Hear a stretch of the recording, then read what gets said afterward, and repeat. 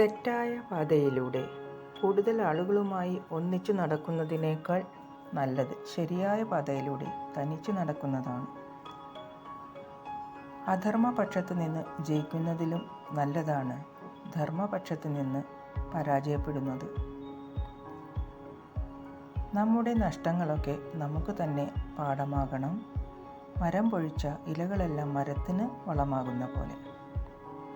സ്വന്തമാക്കണമെന്ന് ആഗ്രഹിക്കുന്നവയെല്ലാം സ്വതന്ത്രമായി വിടുക. തിരിച്ചു വന്നാൽ അത് നമ്മുടേതാണ്, അല്ലെങ്കിൽ അത് മറ്റാരുടെയോ ആണ്.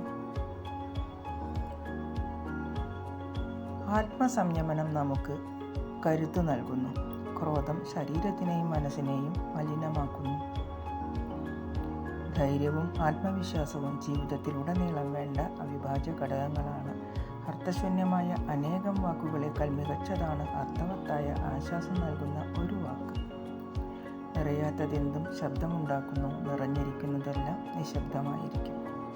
ഒത്തിരി സ്നേഹത്തോടെ ഏവർക്കും ശുഭരാത്രി. Good night.